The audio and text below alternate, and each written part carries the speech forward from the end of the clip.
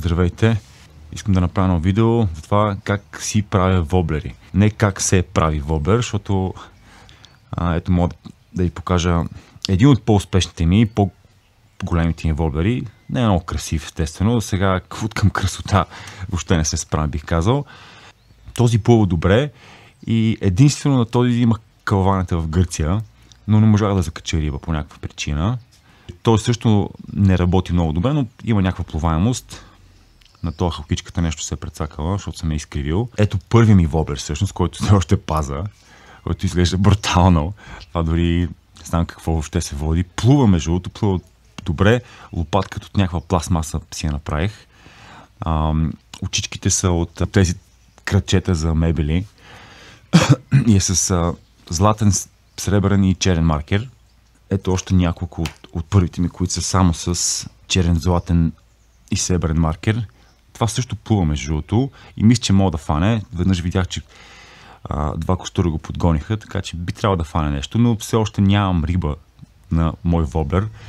Надявам се скоро да мога да хвана нещо. Ето още един, който направих в началото. Не знам дали се вижда добре. Ето едно бръмбърче, което също плува между другото. Това е много смешно изглежда. Но е криво, доста е криво. Това, което не правя успешно, е последната стъпка е с епоксидната смола и винаги я прецаквам. Тук по някаква причина стана много добре. Въпреки, че е крив. Това бръмбърче, лично мен много ме кефи, не знам дали се вижда хубаво. Естествено, него му прецаках епоксидната смола, имаше балончета, иначе формата е супер готина. Не съм го пробвал още на вода. Имам още няколко, които просто искам да покажа. Този направих пак скоро и е с доста по-кръгла глава. Мисля, че няма да работи добре. Очичките пак са от крачета за мебели. Ето още един. Той е потъващ и не от балса, този от някаква дъщица тук си бях намерил. Тук също си има още трички, последно, които направих. Това малко бобченце, боболечка. Кефи ми идеята за боболечки и за бръмбари. Би трябвало да работи. И тук още два. То опитах се да направя като костурче, но стана много грозно, но мисля, че ще плува. По някаква причина им чуш, ще плува. Вчера започнах една заготовка от това, което от някаква мини-март карта го изрязах. И всъщност вчера го направих и си мислех, че записам, но се оказа, че просто съм си направил една снимка, защото не погледна хубаво. Аз се опитам да го поизкуря, така горе-долу да го поизравня, особено отзаре винаги се получава нещо, което не знам що. И на това ще му направим очичките също от две крачета за мебели. Горе-долу това е формата. Аз вече си направих тел, обаче за съжаление тази тел се оказа, че нещо малко не стига. Ще го поскъсиме малко, не много. Оп, естествено. Питам се пак да му запаза формата, ама горе-долу пасна. Добре, мисля, че време да я залепа. Мисля, че това е достатъчно. И това, което ще направя е, не ми се занимава с някакви китове. Това, което използваме е сода за хляб и секундно лепило. Сипвам малко, капвам лепилце и става бетон. Дори по-скоро пластмаса. Много лесно за шкурене, доста по-твърдо от балсата и има шанс да си прецакаш и формата така, но като внимаваш става.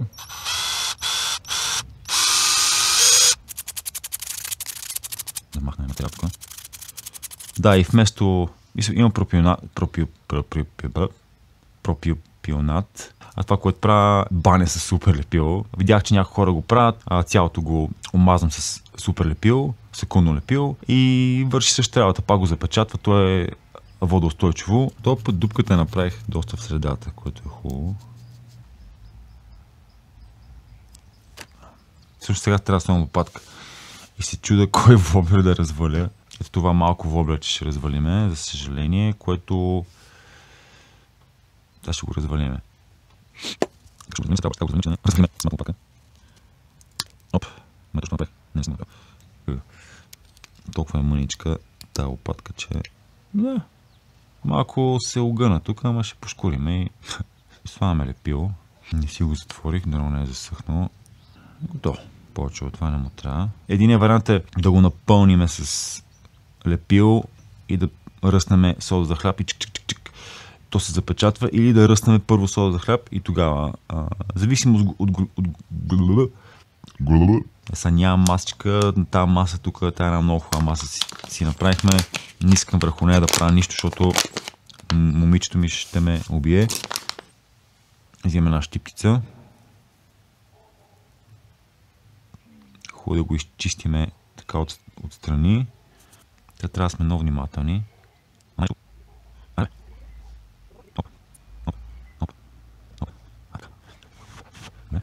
Не е желателно да се пипа с ръце, ама аз обичам. И от към кукичката също ще слагаме, от към халкичките, не кукичките. Оп. Малко повече слагахме. Винаги прекаляваме. Люти. И дори да се понамаца малко супер лепил, няма проблем, защото всъщност това спомага за запечатване от вода. Намек взима ролята на пропиопионат или пропионат. Малко е пипкава работа, всъщност да е. Малко финичко и пипкавичко, но нещо обаче се разтече това лепило, какво става, не знам. Добре, другото като го оставя на масата и стои право, което рядко се случва.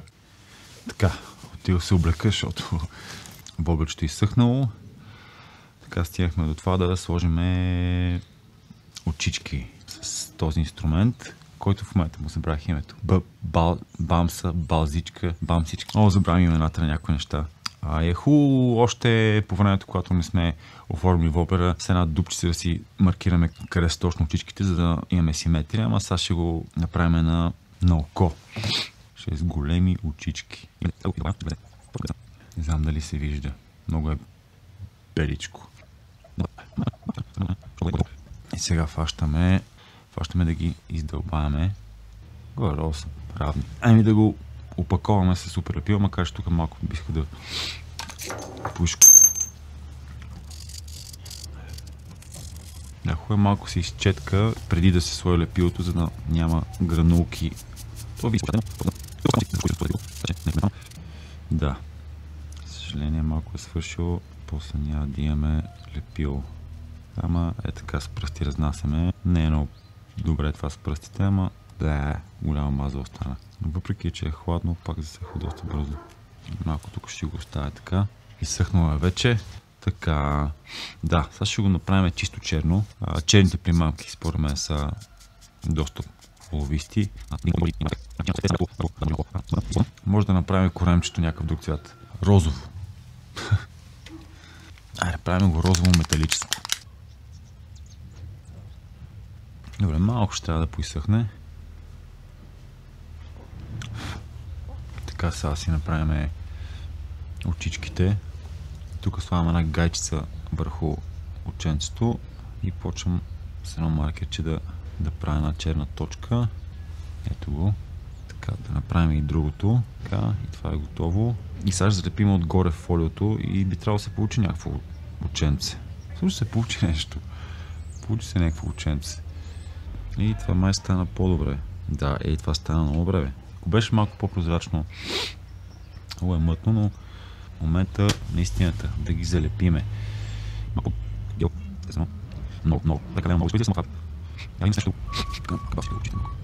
Малко маца остана, ама стана. Интересно е. И сега от другата страна. Добре, да е. Имаме ученца. И фалшиви ученца. Чуя се дали да слагам точка там и да го оставя така с... Ще контрастира пак. Просто ще мазна отгоре и сега ще го разнесеме. От тази страна, вижте как се получава. Не знам дали се вижда. Не знам дали се вижда. Не е чисто. Интересно. Стана. Ето кой се появи. Котката на съседите. Нашата котка я няма. Някъде отиде. Посмръдваш леко. Вече е поизсъхнало. И така, последна стъпка е да слагаме епоксидна смола. лицето и слагам маска, що е ужасно гадно смърди. Изпаренията са отровни. Слагам и ръкавици. За контейнерче ще използвам стара ролка от влакно и с тази четица ще нанесем по вобелчето, само че то къде е?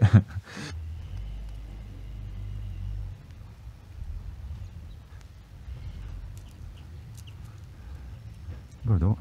После вече, където е по-зле, тук се появи едно мехурче, точно при ученцето. То ще се спука най-вероятно и... Ами, това е. Сега как аз правя воблери и след това да го пробваме във вода. Не знам дали ще е днеска, обаче ще видим.